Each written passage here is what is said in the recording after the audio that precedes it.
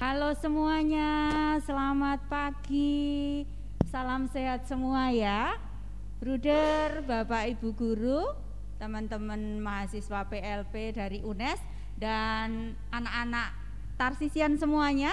Semoga hari ini berkat Tuhan melimpah untuk kalian semua dalam keadaan sehat dan ketemu kembali dengan Bu Yuni dalam kegiatan sosialisasi UKS yang kedua. Pada sosialisasi yang kedua ini kita mengambil tema tentang kesehatan reproduksi remaja. Wow, ini kelihatannya sesuatu yang menarik sekali dan pas untuk kalian anak-anak usia remaja. Nanti kita akan melihat pemaparan secara detail bagaimana menjaga alat reproduksi dan bagaimana tips-tips khusus yang setiap saatnya kita temui dalam kehidupan sehari-hari, terkhusus tentang kesehatan reproduksi remaja. Baiklah, bruder, Bapak Ibu, teman-teman mahasiswa UNES dan anak-anak semua, izinkan saya menyampaikan acara pada hari ini.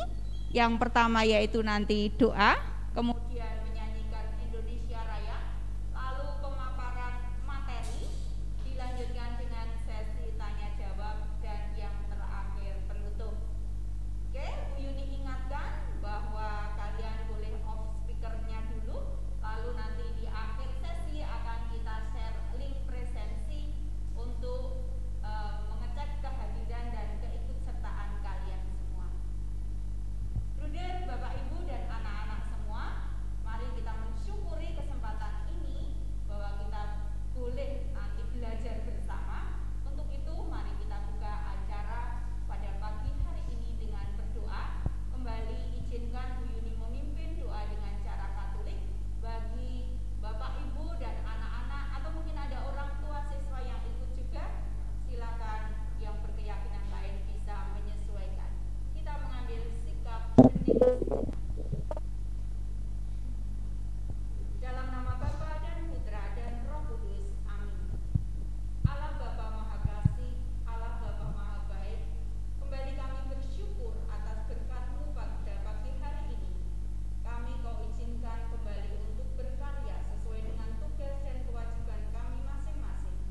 Berkatilah ya Tuhan acara ini agar boleh berjalan dengan lancar dan membawa kebaikan untuk kami semua, terlebih untuk anak-anak kami siswa-siswi SMK PR Tarsisius. Berkati para narasumber yang akan menyampaikan materi dan berkati semua hal yang terlibat dalam kegiatan ini. Terpujilah Engkau Tuhan, kini dan sepanjang masa. Amin. Dalam nama Bapa dan Putra dan Roh Kudus. Amin. Kita lanjutkan acara yang kedua, yaitu menyanyikan lagu Indonesia Raya. Dimohon semua berkenan untuk berdiri.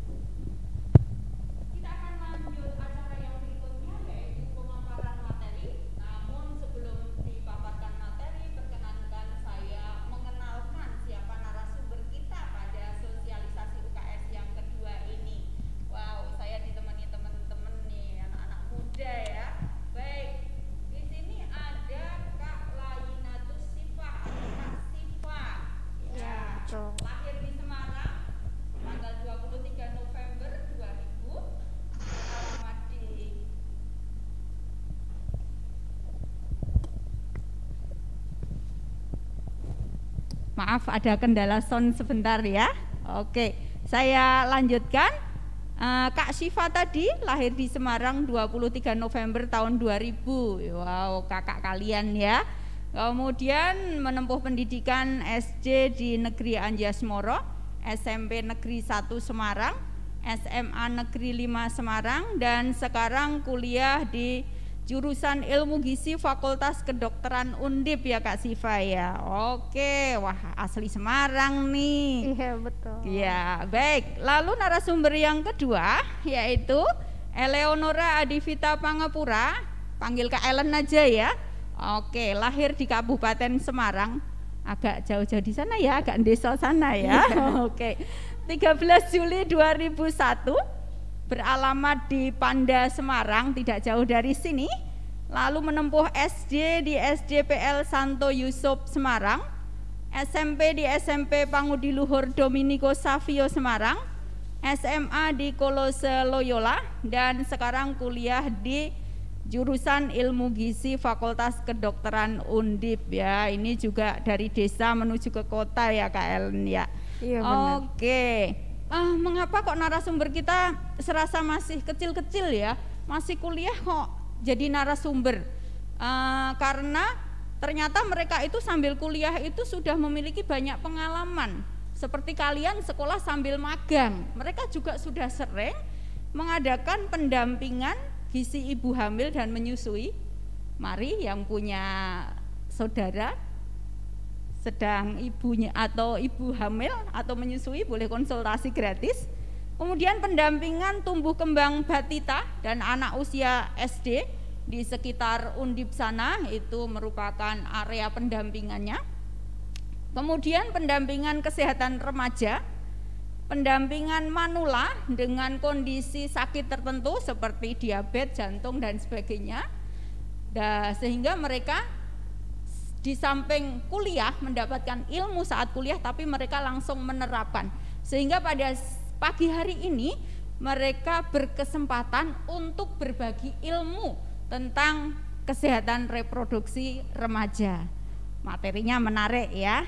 Oke, itu biodata dari narasumber kita. Nanti kalau ada yang mau bertanya silahkan. Ada yang mau konsultasi gratis juga boleh ya? Boleh terbuka banget ya. Selama belum teman-teman punya ijazah profesi boleh ya, gratis boleh, ya. Boleh. Oke, terbuka lebar buat kalian semua. Baik, malah Bu Yuni yang banyak ngomong nih. Oke, kita langsung masuk ke materi berikutnya, yaitu pemaparan materi tentang kesehatan reproduksi. Silakan Kak Syifa, silakan Kak Ellen untuk memaparkan. Baik, terima kasih banyak untuk kesempatan yang sudah diberikan kepada kami berdua dari Fakultas Kedokteran Undip. Kami berterima kasih pertama kepada SMK PL Tarsisius yang sudah mengundang Brudir kepala sekolah, guru dan juga staf yang telah mempersiapkan semuanya sampai sekarang, dan perkenankan kami berdua untuk memaparkan materi dan juga kita bisa sharing bersama dan juga belajar bersama tentang kesehatan reproduksi remaja ini. Nah, tadi kita udah perkenalan sedikit ya oleh Bu Yuni. Lalu izinkan kami memperkenalkan diri kembali sebelum kami masuk ke dalam materi, karena tak kenal maka tak sayang. Perkenalkan, saya Kak Syifa dan rekan saya Kak Ellen. Jadi kita santai aja di sini ya teman-teman. Betul. Nah, ini merupakan bahasan kita nanti yang akan kita bahas. Tapi pertama sebelumnya, kenapa sih sampai ada judul reproduksi kesehatan di webinar pagi ini? Apa sepenting itu sih sebenarnya? Nah, yang pertama itu karena hal ini masih dianggap tabu oleh kebanyakan orang di Indonesia ya. Karena tabu ini, maka hal ini menjadi disepelekan. Kenapa sih disepelekan? Nah, karena tabu ini, orang-orang jadi nggak mau membahas hal ini di bukan apa ya, kayak nggak bisa dibahas di tempat yang umum, jadi harus di tempat yang private. Padahal sebenarnya pembahasan ini tuh sangat penting untuk diri kita, karena ini merupakan bagian dari diri kita dan juga harus kita jaga dengan baik. Nah, selanjutnya ada akses dan informasi yang terbatas. Makanya dari adanya webinar ini kami mengharapkan kalian semua untuk bisa memperhatikan dengan baik, karena dengan kesempatan yang baik ini kita akan sama-sama menggali materi ini dengan baik. Lalu pentingnya menjaga karena ini merupakan organ dan juga tubuh kita sendiri. Kita lanjut. Mengapa kesehatan itu penting sih? Karena itu merupakan hak setiap individu. Kita sebagai individu hidup manusia itu berhak untuk mendapatkan kesehatan yang baik dan juga untuk meningkatkan kualitas SDM, meningkatkan kualitas diri kita dengan mulai menjaga kesehatan dengan baik. Nah, selanjutnya kita perlu mengenal nih, siapa sih remaja itu? Nah, remaja adalah individu yang berusia 12 sampai 21 tahun, seperti usia kita saat ini ya. Lalu golongan remaja itu juga ada beberapa golongan loh. Yang pertama itu digolongkan menurut usianya, yaitu usia 12 sampai 15 tahun tergolong ke dalam remaja awal. Lalu usia 15 sampai 8 tahun itu tergolong ke remaja tengah, dan 18 sampai 21 tahun itu termasuk ke dalam remaja akhir. Nah, kira-kira kita masuk golongan berapa nih, teman-teman? Remaja tengah ya buat teman-teman Tarsisia di sini. Oh iya, betul. Lalu selanjutnya, seseorang yang berada di usia remaja ini tuh memasuki usia kritis karena kita masuk ke dalam usia peralihan dari anak-anak menjadi dewasa, sehingga kita merasa, oh, pingin tahu banyak hal nih, pingin coba-coba hal itu, hal ini. Maka dari itu penting untuk rasa keingintahuan kita itu didampingi oleh pengetahuan dan ilmu yang cukup supaya kita tidak terjerumus ke dalam hal-hal yang tidak baik seperti itu. Banyak apa aja sih Kak Syifa di sini? Nah, kalian ngerasa nggak sih saat kita memasuki usia remaja tubuh kita tuh mengalami banyak perubahan? Nah, kok bisa sih tubuh kita tuh mengalami perubahan? Nah, tubuh kita mengalami perubahan itu terjadi karena adanya peningkatan hormon yang terjadi dalam tubuh kita. Hormon testosteron untuk laki-laki dan hormon estrogen untuk perempuan. Nah, peningkatan hormon yang terjadi ini nih yang menyebabkan terjadi pubertas. Nah, pubertas ini terjadinya berbeda antara laki-laki dan perempuan. Seperti yang sudah kita tahu pasti ya, kalau laki-laki itu mimpi basah dan perempuan itu menstruasi. Lalu karena adanya peristiwa mimpi basah dan menstruasi ini, terjadilah perubahan-perubahan fisik seperti suara membesar. Seperti yang kita tahu, kalau laki-laki itu suaranya tambah berat, dan kalau perempuan itu menjadi melengking. Lalu ada tumbuh rambut di beberapa area seperti ketiak dan kemaluan. Namun tumbuhnya rambut pada area tersebut itu tidak merupakan hal yang sia-sia begitu saja. Rambut pada area kemaluan kita itu memiliki fungsi loh untuk tubuh kita, yaitu menangkal bakteri atau virus yang ingin masuk ke dalam organ kita. Jadi itu bukan hal yang aneh ya Kak Syifa? Betul, bukan itu hal wajar yang banget ya aneh. Teman-teman. Betul sekali. Lalu ada juga massa otot dan lemak berubah. Seperti yang kita ketahui, kalau perempuan itu massa ototnya berkurang dan massa lemaknya berubah. Jadi gak masalah juga ya Kak Ellen ya, kalau misalnya semakin remaja itu kita merasa kok aku gampang gemuk ya, kok aku tambah lebar, seperti itu. Jadi itu merupakan proses pubertas, jadi itu wajar aja teman-teman. Betul. Lalu ada dada membidang pada pria dan tumbuh jakun. Sedangkan kalau perempuan itu payudara menjadi membesar dan pinggul melebar. Itu juga merupakan hal yang wajar ya Kak Ellen ya. Lalu ada produksi keringat yang meningkat. Nah, produksi meningkat ini berarti bisa bikin badan kita bau dong Kak Syifa? Betul, karena sebenarnya keringat itu juga memiliki fungsi loh buat tubuh kita. Tubuh kita mengeluarkan keringat itu karena dia merupakan respon imun terhadap bakteri yang mau masuk ke tubuh kita. Jadi kelenjar keringat yang keluar itu fungsinya menangkap bakteri yang ada di tubuh. Makanya kalau kita lama nggak mandi, keringat kita lama-lama bau. Karena ya. Nah, itu makanya penting untuk kita untuk mandi 2 kali sehari agar keringat tuh nggak menempel dan juga bau, dan nanti kalau misalkan dia menumpuk terus akan menimbulkan daki. Iya betul Kak Ellen. Nah lanjut kita ke organ reproduksi kita sendiri nih. Kita harus tahu bentuk anatomi organ reproduksi kita tuh seperti apa. Di kiri merupakan organ reproduksi perempuan dan yang di sebelahnya adalah organ reproduksi laki-laki. Kalian pasti udah nggak asing banget sama gambar ini, cuman kita akan bahas lebih lanjut ya. Di sini ada vagina, cervix dan juga ovarium yang di sebelah kiri. Jadi vagina itu ya tempat organ reproduksi kita dan juga cervix itu tempat tumbuhnya janin. Makanya kenapa ini perlu sangat dijaga, karena ini merupakan organ yang penting walaupun nggak begitu terlihat. Lalu untuk yang di organ reproduksi laki-laki di sini saya mau agak menjelaskan lebih detail gitu ya Kak. Yang bagian saluran kencing dan juga saluran sperma itu ada di satu jalur. Makanya di jalur itu akan bercampur kalau misalnya kita tidak menjaga dengan baik. Makanya penting banget nanti kita akan membahas bagaimana cara membersihkan organ reproduksi dengan baik. Tips menjaga organ reproduksi. Prinsip dasarnya itu adalah menjaga kebersihan. Nah, menjaga kebersihan ini ada berbagai jenis. Apa aja nih Kak Syifa? Jaga kebersihan diri dan menjaga kebersihan organ reproduksi ya Kak Ellen ya. Lalu menjaga kebersihan diri itu contohnya kayak apa sih Kak Ellen? Menjaga kebersihan diri seperti yang tadi sudah saya sampaikan sebelumnya, yaitu adalah mandi 2 kali sehari.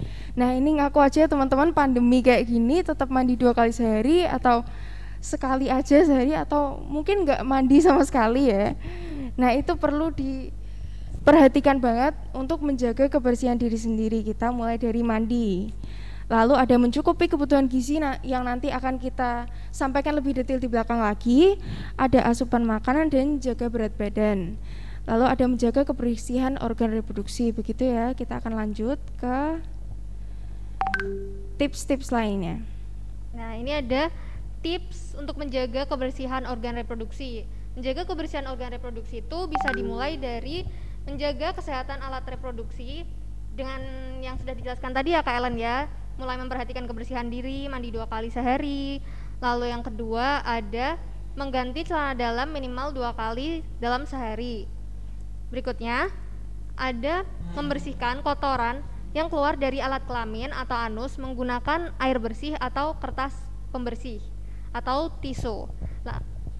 Nah, sebenarnya kalau kita pernah dengar ya, ada tuh sabun untuk membersihkan alat kelamin wanita. Nah, itu sebenarnya boleh nggak sih? Nah, itu ya Kak Ellen ya, kan banyak tuh di iklan-iklan ada iklan sabun kewanitaan. Sebenarnya itu tuh tidak perlu ya, karena tubuh kita, vagina kita, lalu testis kita, penis kita itu tuh sudah mampu membersihkan dirinya sendiri dengan cara mengeluarkan cairan. Kalau di wanita itu misalnya keputihan gitu ya. Nah, keputihan itu tuh sebenarnya normal kok. Karena itu merupakan cara tubuh untuk mendetoksifikasi infeksi atau zat-zat berbahaya yang ada dalam tubuh, seperti itu Kak. Jadi tidak perlu tuh kita membersihkan pakai sabun pembersih atau bahkan memberikan parfum supaya tidak bau, karena vagina yang bau itu normal asalkan baunya itu tidak menyengat atau seperti fishy gitu ya Kak ya. Dan dengan itu makanya kita harus mengganti celana dalam 2 kali sehari agar cairan-cairan yang dikeluarkan itu tidak terus ada di celana dalam kita dan membuat vagina itu dalam keadaan lembab. Karena kalau misalkan vagina dalam keadaan lembab itu bisa menimbulkan bakteri dan juga jamur yang akan berbahaya. Nah, kalau bakteri dan jamur itu sudah menumpuk, baru bisa dikatakan vagina yang berbau itu berbahaya. Begitu. Betul ya Kak Syifa? Sekali Kak Ellen. Lanjut ke tips selanjutnya. Lalu yang keempat itu bagi kita remaja perempuan, membersihkan vagina itu caranya adalah dari depan ke belakang, dari arah vagina ke arah anus, supaya kotoran bakteri yang ada di anus itu tidak terbawa masuk ke dalam vagina dan menimbulkan hal-hal yang tidak diinginkan, seperti itu.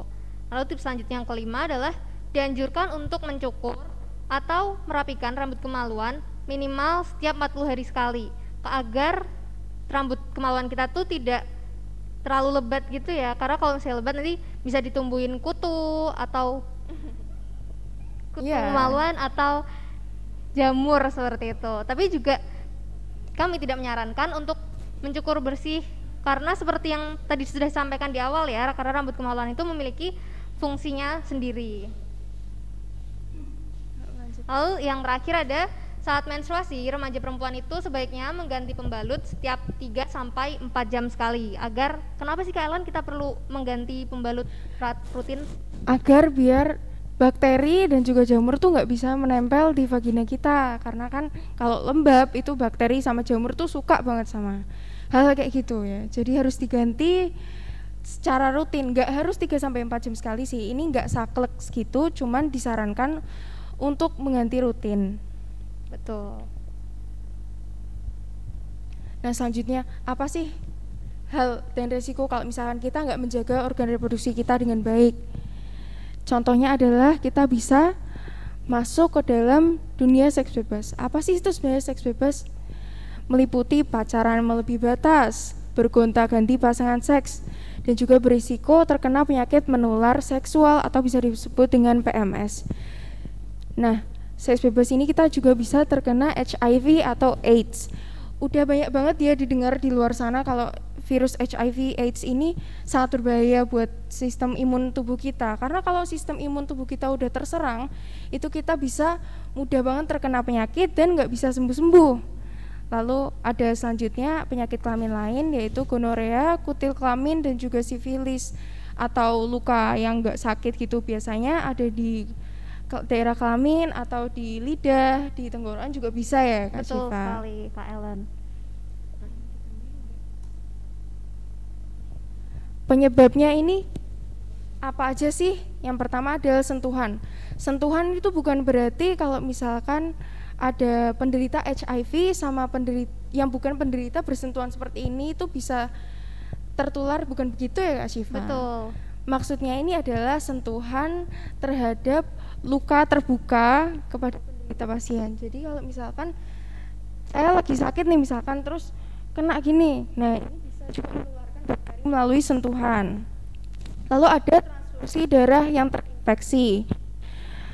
Lalu ada pembuatan tato di badan, tindik, penggunaan narkoba melalui alat yang sama karena kita tahu virus itu bisa tersebar melalui darah kita ya Kak Syifa. Betul. Lalu ada berganti pasangan seksual. Selanjutnya ada resiko. Kalau misalkan kita sampai terlibat dalam hal kayak gini, ini ada kehamilan tidak diinginkan, aborsi, perkawinan, dan kehamilan dini.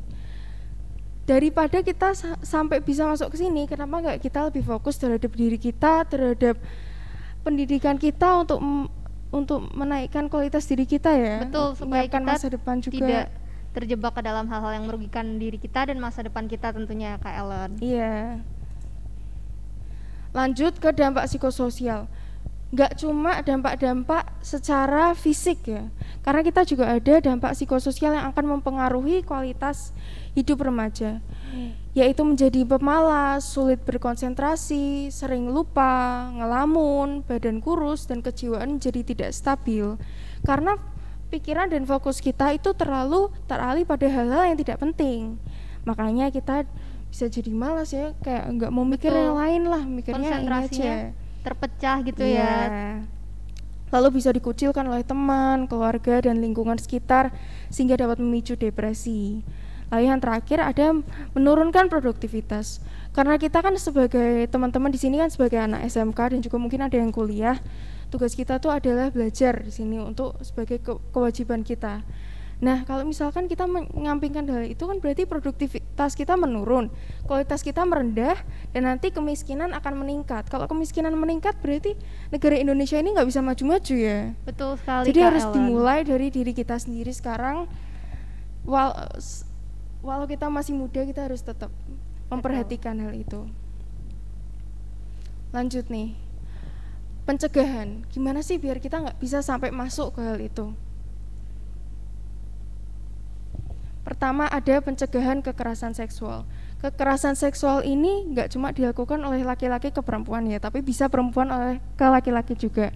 Nah, pencegahannya ini kita harus mencegah melakukan hal itu, harus sadar terhadap diri kita sendiri kalau itu tidak baik, dan juga kita mencegah memasuki circle-circle pertemanan yang kurang baik untuk kita, Begitu ya. Jadi Betul kita harus sekali. prevent dari diri kita sendiri. Pandai-pandailah memilih teman karena kita pasti pernah dong mendengar peribahasa kalau teman itu dapat membawa pengaruh ke dalam diri kita. Maka dari itu kita sebagai remaja nggak apa-apa nih kalau dirasa temannya itu membawa pengaruh yang kurang baik, kita menjauhkan diri dari lingkungan pertemanan tersebut.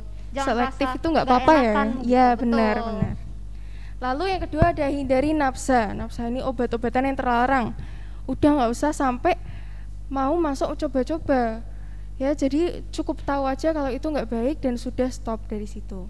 Lalu ada pernikahan usia wajar. Usia wajar tuh usia berapa sih? Usia 20 ke atas. Betul sekali. Dan kalau sudah siap ya. Lalu ini yang paling penting adalah utamakan pendidikan dan tingkatkan keterampilan.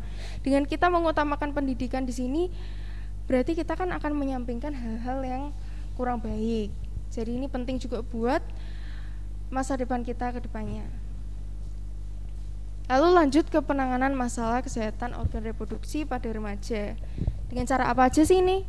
Nah, penanganannya itu salah satunya bisa melalui makanan yang kita asup. Karena makanan yang kita asup itu dapat memberikan outcome atau mempengaruhi tubuh kita. Nah, pada laki-laki nih, gimana sih caranya menjaga organ reproduksi lewat makanan? Caranya adalah makan 3 kali sehari, yaitu makan pagi, makan siang, makan malam, rutin sesuai jadwal ya teman-teman. Lalu ada menjaga jenis makanan yang kita asup, seperti tidak sering-sering mengkonsumsi junk food, lalu sering makan gorengan, makan jajan kekinian, terus minum boba setiap hari. Itu tuh tidak baik teman-teman, karena akan menimbulkan beberapa masalah kesehatan yang tentunya nantinya dapat mempengaruhi kesehatan organ reproduksi kita. Lalu yang ketiga ada menjaga pemilihan jenis makanan ya. Betul, yang seperti sudah dijelaskan tadi ya. Lalu ada beberapa jenis makanan yang baik untuk kita konsumsi nih. Salah satunya adalah makanan tinggi protein, makanan tinggi vitamin B, vitamin E, zinc, seperti telur, bayam, susu, lalu ada tauge dan buah-buahan, karena ini tuh baik ya Kak untuk kesehatan sperma, untuk bekal nantinya ketika kita sudah siap secara finansial, secara materi, secara umur untuk menikah.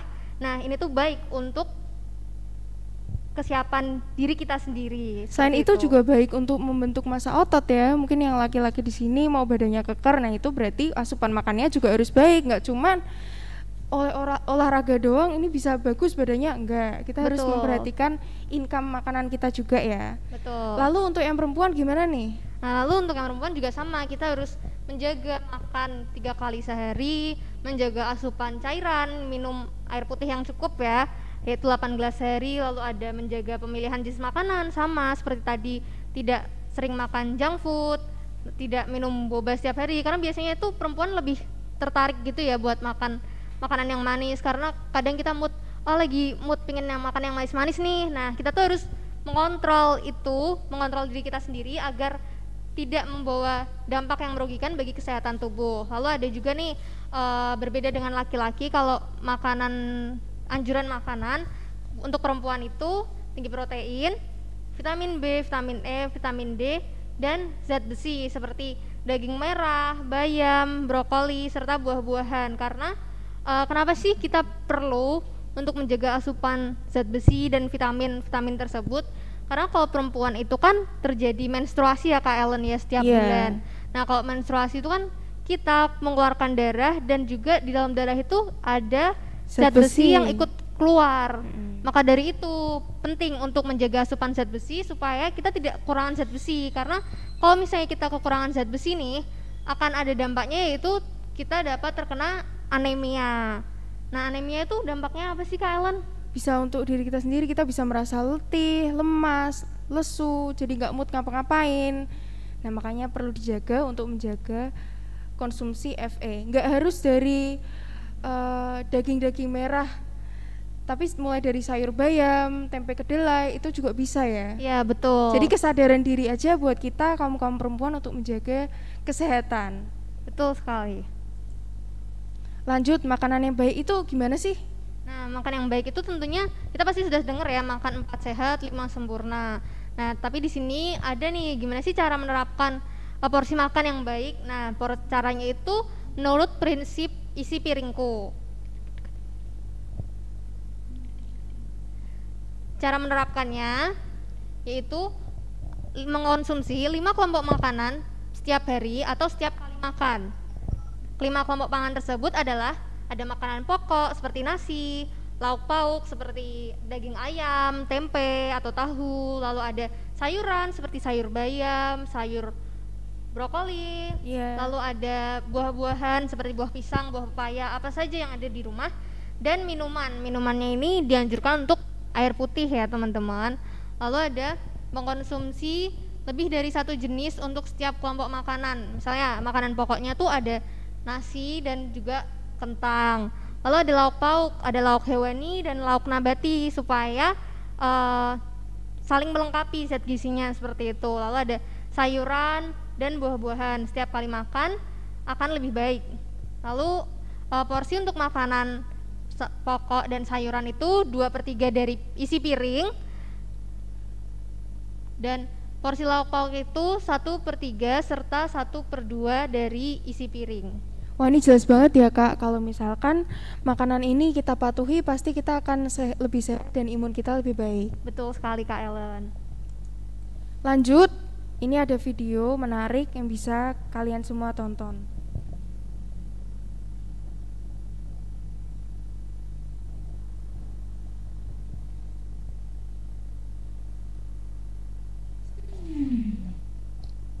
Guys, kamu tahu nggak sih kalau kebiasaan mangkuk laptop kayak gitu tuh nggak baik loh buat kesehatan, karena radiasi dan panas dari laptop bisa mengganggu sirkulasi darah dan kesehatan alat reproduksi pada perempuan. Nah, nggak cuma pada perempuan yang bahaya.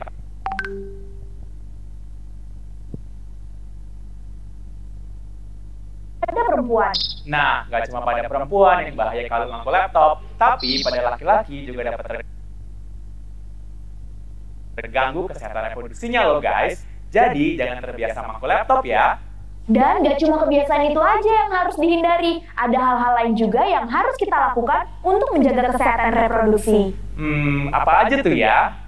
Yuk kita cari tahu.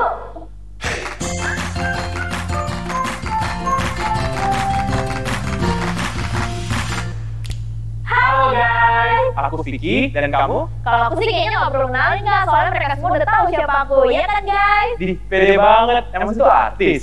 Bukan Kak, tapi udah deh Kak, sekarang kita mau ngapain sih? Jadi gini Grace, kan dari tadi kita udah bilangin untuk harus menjaga kesehatan reproduksi. Kenapa? Karena saat ini gak sedikit masalah kesehatan reproduksi itu timbul karena ketidakpedulian seseorang untuk menjaga kesehatan tubuhnya. Wah, betul banget tuh Kak Vicky, apalagi mungkin banyak di antara kita para remaja yang belum memiliki cukup pengetahuan tentang bagaimana sih cara menjaga kesehatan reproduksi. Jadi ada hal-hal yang belum diketahui, seperti apa aja ya yang harus dilakukan untuk menjaga kesehatan reproduksi. Nah, untuk itu kita di sini Grace untuk memberikan tips-tips menjaga kesehatan reproduksi kepada teman-teman nih, supaya kesehatan reproduksinya selalu terjaga. Oke deh, kalau gitu aku duluan ya yang mulai kasih tipsnya. Oke. Ngomongin tentang menjaga kesehatan reproduksi, rasanya nggak afdol ya kalau kita nggak mulai dari membersihkannya. Oleh karena itu, tips pertama yang akan aku kasih adalah tentang mencuci alat kelamin. Nah, sehabis buang air kecil, jangan lupa untuk basuh vagina dari depan ke belakang menggunakan air bersih, supaya terhindar dari sisa air seni, kotoran, dan juga bakteri. Setelah itu, jangan lupa ya dikeringkan menggunakan handuk atau tisu yang berkualitas baik. Karena kalau tisu yang mudah robek justru jadi bahaya guys, karena bisa tertinggal di vagina dan tercampur dengan keputihan. Ih, takut! Oh iya guys, jangan mencuci vagina dengan sabun ya, karena hal tersebut dapat menyebabkan vagina menjadi kering, iritasi, bahkan gatal-gatal loh. Selain sabun, jangan juga terlalu sering menggunakan cairan wangi dan sabun antiseptik, karena bisa mempengaruhi pH, mengganggu keseimbangan organisme, dan juga menyebabkan infeksi loh. Nggak banget deh. Pokoknya, yang baik adalah membasuh vagina menggunakan air bersih dan juga mengeringkannya dengan handuk.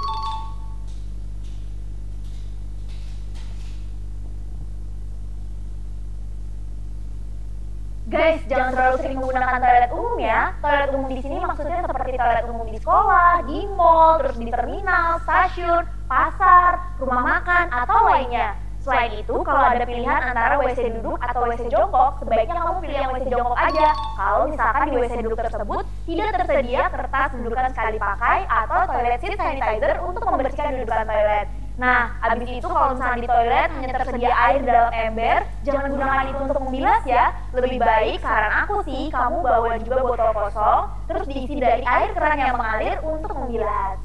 Guys, nggak cuma remaja putri loh, remaja putra juga harus membersihkan alat kelaminnya setelah buang air kecil. Caranya, sebelum memegang penis, cuci tangan terlebih dahulu. Kemudian, bersihkan penis dengan air agar terhindar dari bakteri yang terkandung di dalam air seni.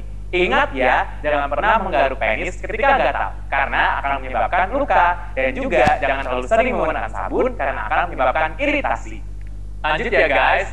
Tips kedua adalah mencukur. Pada area alat kelamin remaja putri dan putra, terdapat rambut-rambut halus yang tumbuh. Hal tersebut juga tidak boleh luput dari perhatian kita untuk dijaga kebersihannya. Caranya adalah dengan rutin mencukur dengan menggunakan gunting yang bersih dan steril, agar mengurangi kelembaban sehingga menurunkan risiko pertumbuhan mikroorganisme seperti bakteri dan jamur. Tips selanjutnya berhubungan dengan celana dalam. Sebelum memakai celana ataupun memakai rok, baik remaja putri maupun remaja putra harus menggunakan celana dalam agar lebih nyaman dan juga dapat melindungi alat kelamin. Nah, hal ini nggak dapat dilakukan dengan sembarangan loh. Sebaiknya kamu memilih celana dalam yang tidak terlalu ketat, karena kalau terlalu ketat dapat mengganggu sirkulasi darah menuju organ kelamin. Dan selain itu, buat remaja putri ini dapat beresiko keputihan loh. Nah, jangan lupa ya untuk memilih celana dalam yang berbahan katun, karena dapat menyerap keringat.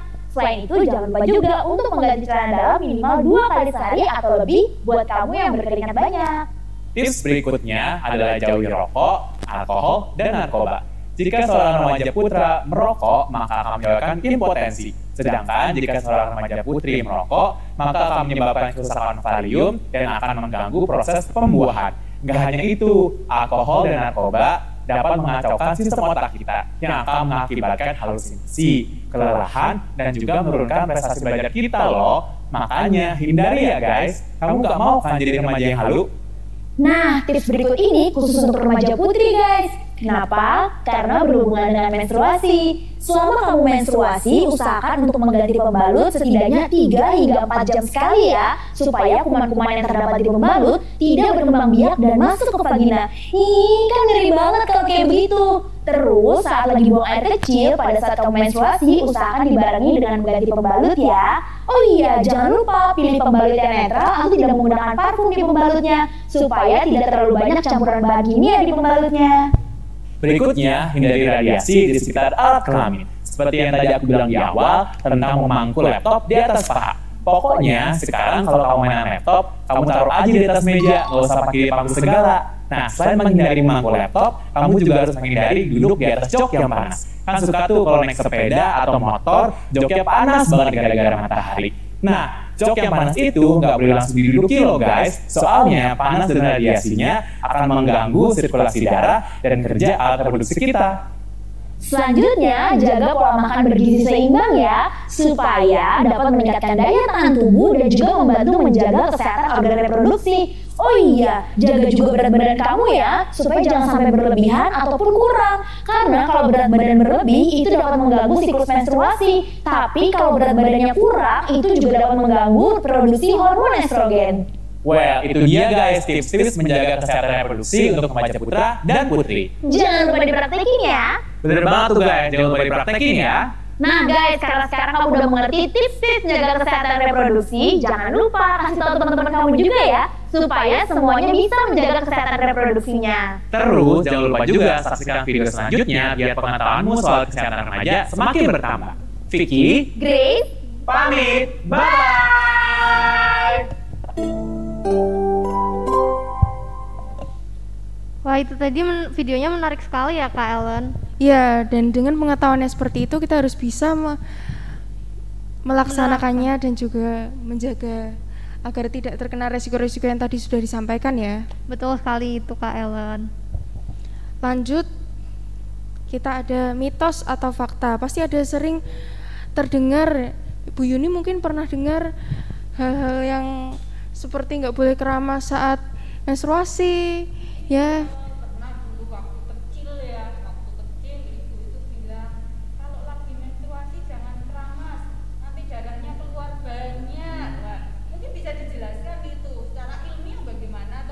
Ya, kita akan bahas satu persatu ya. Kita mulai dari pertanyaan yang pertama.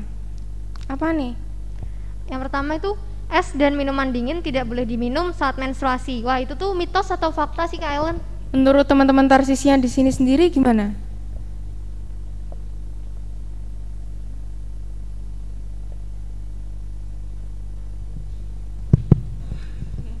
Halo Tarsisian, tadi ada pertanyaan nih. Kalau sedang menstruasi, minum minuman yang beres itu baik atau tidak? Nah, kan mereka mungkin juga bingung ya karena dapat omongan dari orang tuanya atau neneknya zaman dulu begitu. Kalau sedang mens jangan minum es misalnya. Tolong dijelasin dong. Ya, jadi itu adalah mitos. Kenapa Karena sih Kak mitos? ya masyarakat mungkin beranggapan minum dingin tuh akan memperbeku rahim seperti itu ya. Faktanya minum dingin ini tidak berpengaruh terhadap kelancaran menstruasi karena menstruasi ini kan terjadi di sistem reproduksi, sedangkan minum atau konsumsi makanan yang dingin itu merupakan masuk ke sistem pencernaan. Jadi udah beda, pencernaan tuh masuk lewat kerongkongan dan sedangkan reproduksi itu nggak ada hubungannya sama kerongkongan. Jadi itu merupakan mitos. Tapi memang dianjurkan untuk minum yang lebih hangat atau panas untuk mengurangi rasa nyeri dan membuat rileks seperti itu. Berarti jalurnya beda-beda ya itu ya? Iya. Jalurnya beda, tetapi kalau kita minum hangat itu kan bisa mengurangi rasa nyeri ya saat menstruasi. Betul. Hari pertama kedua itu kan kadang nyeri banget gitu ya. Oke, jadi tambah ilmu nih. Lanjut nih. Apalagi nih? Yang kedua nih, ada minuman bersoda dan kopi dapat melancarkan menstruasi. Wah, ini bener nggak sih? Ya dulu saya sendiri ya pernah dengar kalau misalkan minum bersoda gitu, minum Pepsi, mensnya bisa 2 hari aja. Nah sebenarnya itu mitos atau fakta sih? Nah, itu adalah mitos ya teman-teman. Kenapa sih? Seperti yang sudah dijelaskan tadi ya, bahwa organ reproduksi dan organ pencernaan itu tidak berhubungan seperti itu. Kalau kita minum bersoda atau minum kopi itu kan kita masuknya ke organ pencernaan, sedangkan kalau menstruasi berhubungannya sama organ reproduksi seperti itu. Dan sebenarnya lancar tidaknya proses ini tuh ya tergantung sama hormon kita, organ kita sendiri, dan juga bagaimana kita konsumsi makanan ya. Iya betul, tidak bisa disamaratakan ya antara satu orang dengan orang lainnya. Iya, jadi sebenarnya malah kandungan minuman bersoda ini kurang terlalu baik karena dia bisa kalau dikonsumsi berlebihan itu bisa membuat lambung luka dan juga penimbunan gula ya, karena itu mengandung gula yang sangat banyak. Nanti bisa menimbulkan lemak. Betul sekali Kak Ellen. Oh, jadi kalau dulu ada temen nyaranin sedang minum Sprite nanti terus lancar begitu, ternyata nggak ilmiah ya. Iya. Betul sekali. Jadi tahu kan teman-teman ini kita bisa diimplementasikan terhadap diri kita ya. Iya, kelihatannya hal-hal kecil loh nak ya teman-teman Tarsisian, kelihatannya hal-hal kecil, ternyata setelah ditinjau secara ilmiah apa yang kita lakukan mungkin sudah berkali-kali itu kurang ilmiah, kurang pas gitu. Maka dengan webinar hari ini kita akan semakin tahu dalam hal-hal praktis sehari-hari. Oke, silahkan dilanjut. Lanjut, ada coklat, kacang, gorengan dapat menyebabkan jerawat. Nah ini khususnya buat mungkin yang teman kita ciwi-ciwi ini lagi remaja banyak jerawat, bingung makanan apa. Nah sebenarnya ini fakta atau mitos sih? Kita cari tahu yuk. Nah kalau yang satu ini adalah fakta. Kenapa sih Kak Syifa? Fakta karena makanan seperti coklat, kacang, dan gorengan itu banyak kandungan minyaknya, banyak kandungan lemak, sehingga kalau kita konsumsi itu berlebihan, itu tuh bisa menyebabkan produksi minyak dalam tubuh kita meningkat. Seperti yang kita tahu sendiri ya, bahwa jerawat itu disebabkan oleh produksi minyak yang meningkat yang terjadi di dalam tubuh, seperti itu. Nah, bisa mengikat bakteri acne juga ya? Betul Kak Ellen. Kalau misalnya nih kita udah rajin mengkonsumsi coklat, kacang, gorengan, terus kita nggak rajin membersihkan muka atau mandi 2 kali sehari karena sekarang lagi pandemi gitu ya, makanya itu bisa menimbulkan jerawat karena tadi ya produksi minyaknya meningkat dan dia tertimbun di dalam kulit, gak dibersihkan, seperti itu. Kita langsung lanjut aja ke yang berikutnya. Nah ini yang kita bahas tadi ya, tidak boleh keramas saat menstruasi. Ini adalah mitos. Kenapa mitos? Karena ini cuman kayak turun-menurun gitu ya. Betul. Mungkin kalau orang zaman dulu itu menganggapnya kalau keramas itu nanti bisa menyumbat aliran darah. Nah, malahan sebenarnya keramas ini bisa membuat tubuh kita yang sedang menstruasi itu lebih rileks. Betul sekali, justru kalau menstruasi itu kita harus menjaga kebersihan diri kita dengan cara keramas, mandi 2 kali sehari. Jadi orang-orang yang bilang kalau tidak boleh keramas saat menstruasi nanti itu tuh salah besar ya teman-teman. Justru waktu kita menstruasi kita tuh harus menjaga kebersihan diri, salah satunya yaitu keramas supaya tubuh kita tuh bersih, terhindar dari hal yang merugikan seperti bau badan dan lain-lain seperti itu. Lanjut, alkohol dapat merangsang nafsu makanan dan mengurangi nyeri saat menstruasi. Apa nih? Ya, itu mitos ya Kak Ellen. Kenapa nih Kak Syifa? Mitos karena minuman alkohol justru akan memperpanjang nyeri saat menstruasi. Kondisi nyeri pada saat menstruasi ini dikenal juga sebagai istilah dysmenorrhea. Ya, dysmenorrhea. Lalu efek alkohol ini sama, terutama pada peminum yang berat, itu memiliki kontribusi pada kelainan hormon saat menstruasi. Seperti berhenti mens, siklus mens tidak teratur. Jadi kita menghindari alkohol. Konsumsilah air putih aja, itu udah murah, sehat. Ya, betul. Justru malah kalau kita mengkonsumsi alkohol itu akan mengganggu keseimbangan hormon alami yang ada di tubuh kita. Makanya itu perlu dihindari ya teman-teman.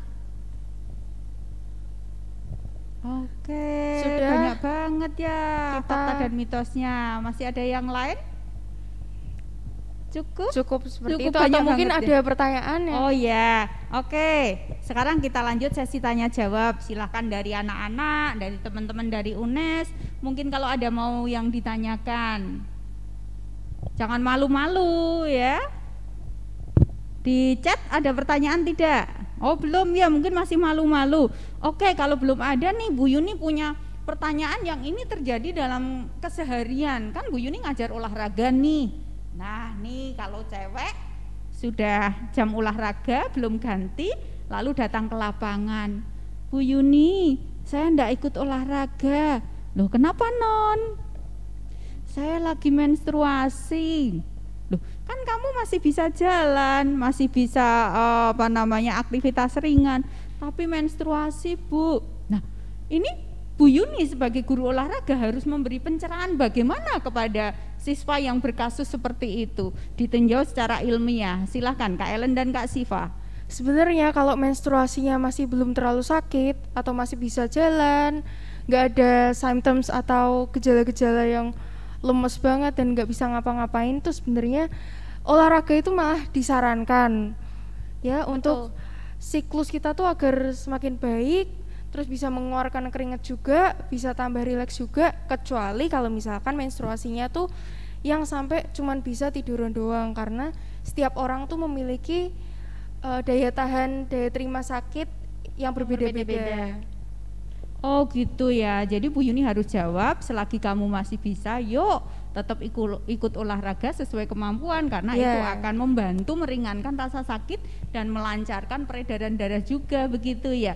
Oke, berarti besok kalau ada di antara kalian yang kalau kita udah praktek ada yang merayu-rayu Bu Yuni, sekarang Bu Yuni sudah punya jawaban ilmiahnya. Terima kasih pencerahannya. Oke. Mungkin ada pertanyaan lain? Pertanyaan lain enggak ada ya? Wah, malu-malu nih, pada malu-malu. Oke, pertanyaan lain. Sekarang untuk kaum lelaki. Halo cowok-cowok ganteng Tarsisian. Malu-malu mungkin kalian ya.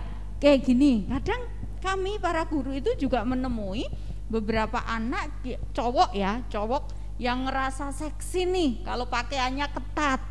Nah biasanya kan kami guru menyapa, itu kurang sopan nak, itu kurang pas. Tapi kan mungkin belum bisa memberikan penjelasan yang ilmiah kaitannya dengan kesehatan reproduksi, alat reproduksi. Bagaimana hubungan antara celana yang ketat dengan kesehatan alat reproduksi laki-laki. Tolong kasih pencerahan dong, ayo cowok-cowok dengerin nih. Celana ketat ini berhubungan banget sama kondisi testis pada organ reproduksi laki-laki ya. Tadi kan sudah ada anatominya. Mungkin kita akan back sebentar ya, teman-teman.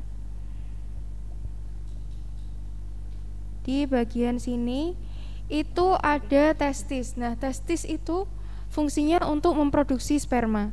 Kalau misalkan kita, bagi kalian yang cowok-cowok, pakai celana yang ketat itu akan mengganggu testis ya. Karena testis itu sendiri tuh perlu suhu yang baik untuk memproduksi sel sperma yang baik. Makanya tadi kalau kalian menyimak videonya juga nggak boleh duduk di jok yang panas.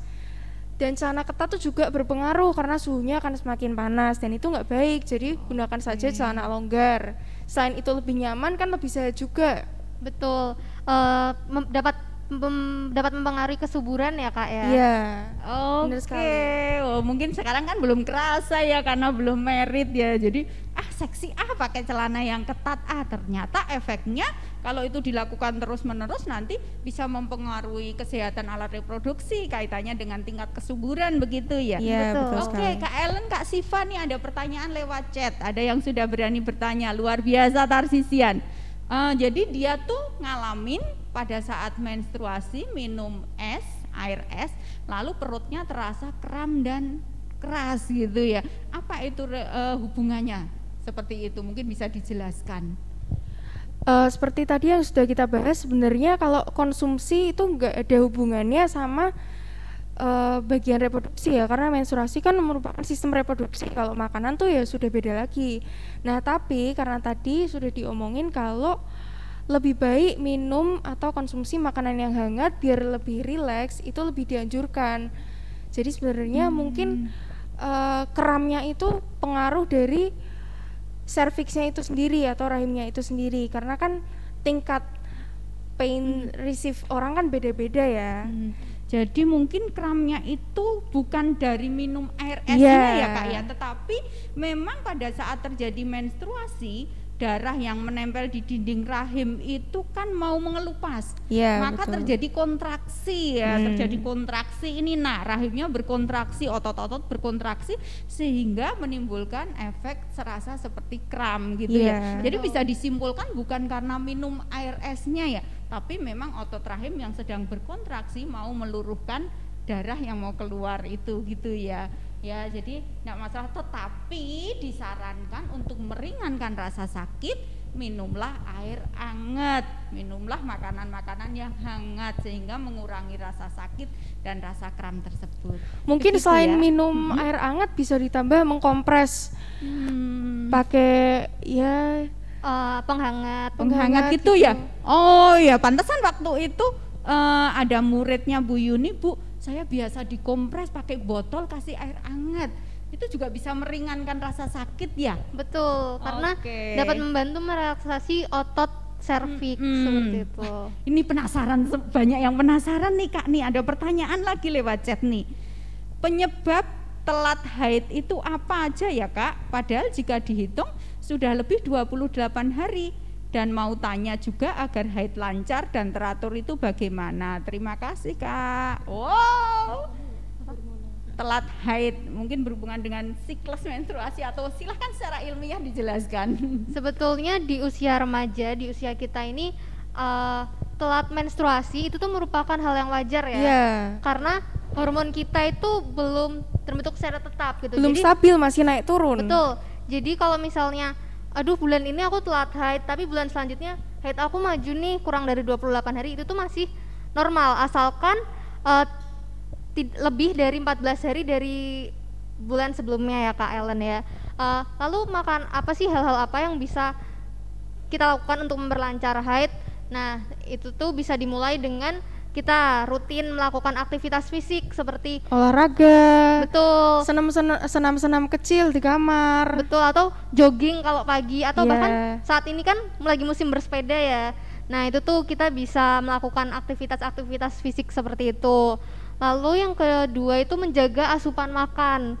Seperti yang sudah kita ketahui tadi ya, kalau asupan makan tuh penting sekali outcome-nya untuk kesehatan tubuh kita, seperti itu. Hindari stres juga, jadi enjoy aja biar hormonnya tidak terlalu terpengaruh.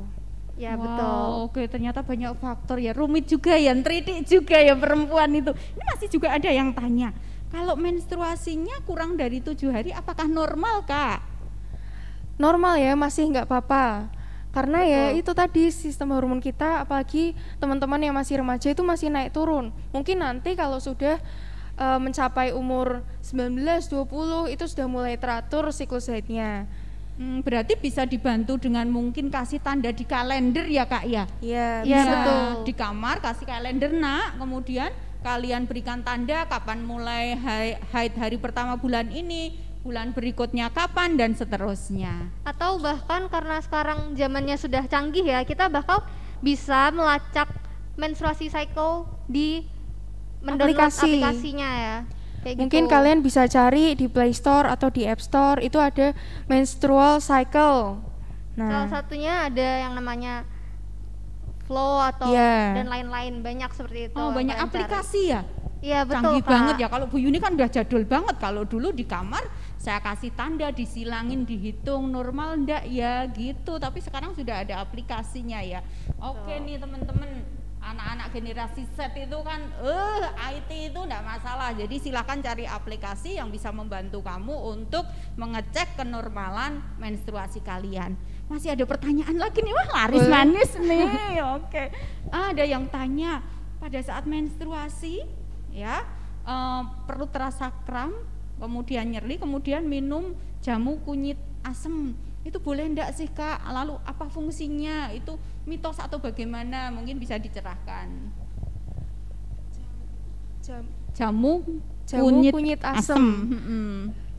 Kalau pengalaman saya pribadi itu kan saya toleransi painnya, toleransi sakitnya kan juga tidak banyak. Jadi saya juga suka konsumsi obat-obatan yang ada di apotek, tapi dengan dosis yang masih normal. Itu biasanya saya minum Feminax atau Ibuprofen.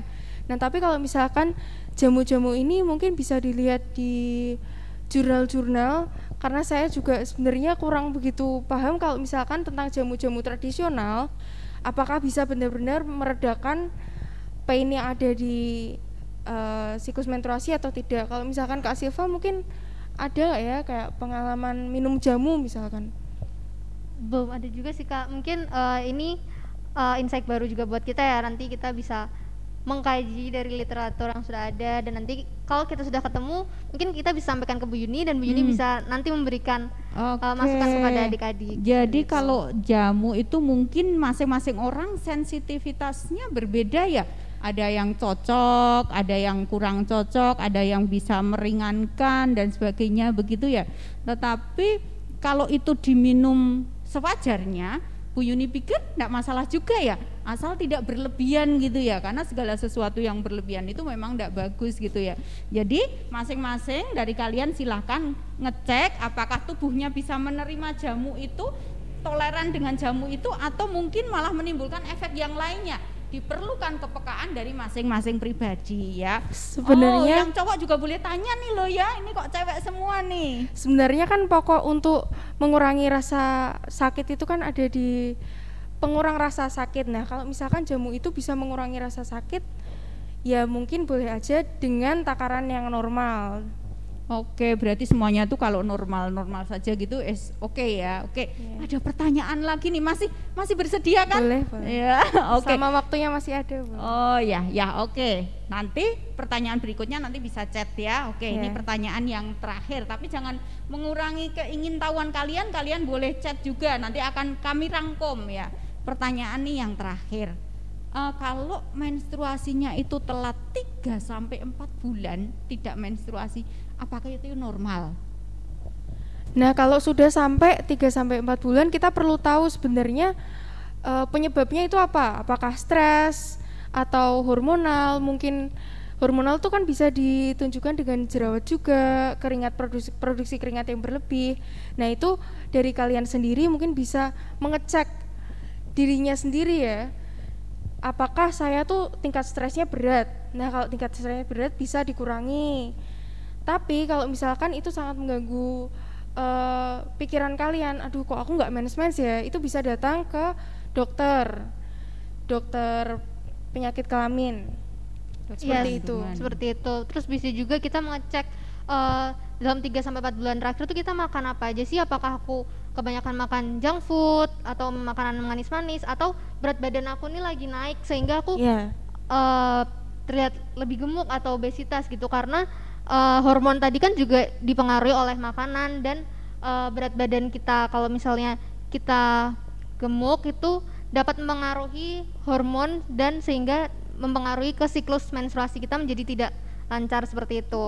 Oke, jadi harus betul-betul peduli pada diri ya. Niteni ya, betul. niteni ngecek terus ya, niteni pada diri. Kok enggak mainnya itu kenapa ya? Mungkin makananku yang salah, mungkin aku kurang gerak, mungkin tingkat stresku tinggi atau apa. Nah, kalau itu nanti sudah bisa niteni, melihat diri sendiri dan tidak ada perubahan, sebaiknya segera konsultasikan.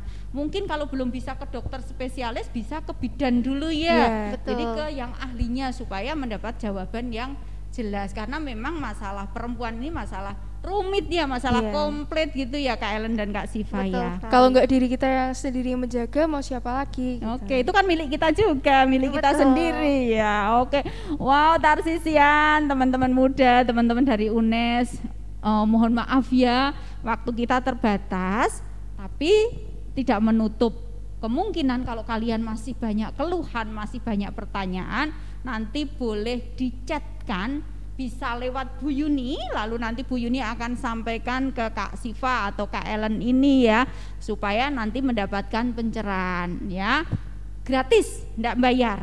Atau kalian mau konsul langsung ke Kak Ellen, Kak Siva, nanti lewat Bu Yuni kasih nomor Kak Ellen dan Kak Siva sehingga kalian bisa curhat tentang kesehatan reproduksi. Boleh enggak?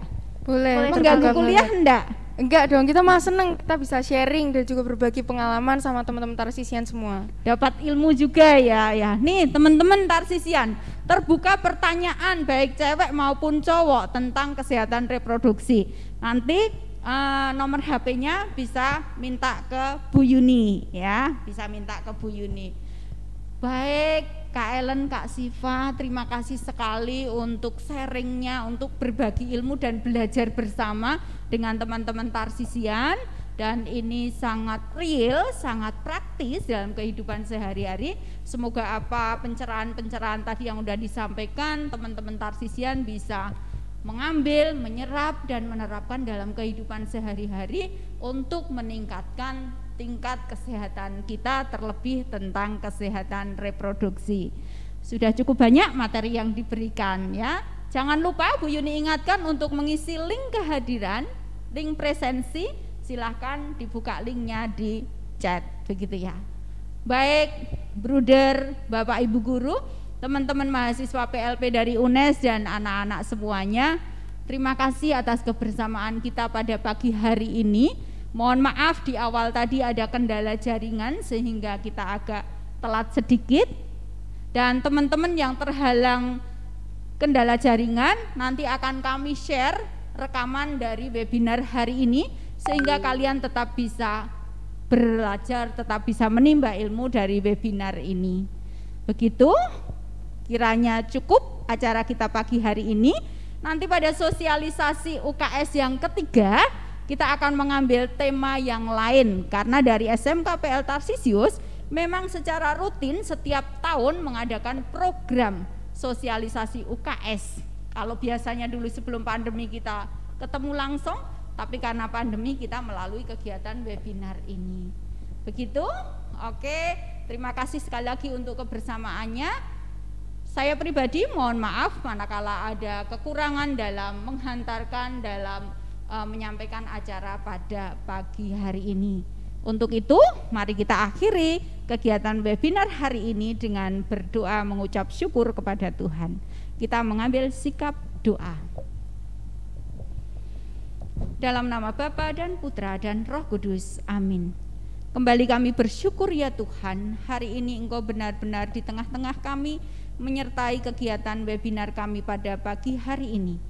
Semoga apa yang sudah disampaikan tadi membawa kebaikan kepada anak-anak kami dan kepada siapapun yang nanti mendengarkan penjelasan-penjelasan ini, sehingga kami semakin peduli terhadap diri sendiri, kaitannya dengan menjaga kesehatan reproduksi. Akhirnya ya Bapak, segala hal kami serahkan ke dalam kasih-Mu untuk tugas-tugas hidup kami selanjutnya. Terima kasih Tuhan, terima kasih Bunda Maria. Amin. Dalam nama Bapa dan Putra dan Roh Kudus. Amin. Terima kasih Kak Ellen, Kak Siva. Kita berikan aplaus yang meriah untuk narasumber kita. Jangan takut untuk berbagi ilmu. Jangan takut, mereka masih kuliah, masih mahasiswa, tetapi berani untuk berbagi ilmu dan kalian pun bisa. Karena kita semua punya potensi. Terima kasih, selamat pagi, sampai jumpa. Salam sehat, Tuhan memberkati. Bye-bye. Amin. Terima kasih Bu Yuni, terima kasih Kak Eli, terima kasih Kak Siva. Sampai Terima jumpa. kasih, kembali kasih.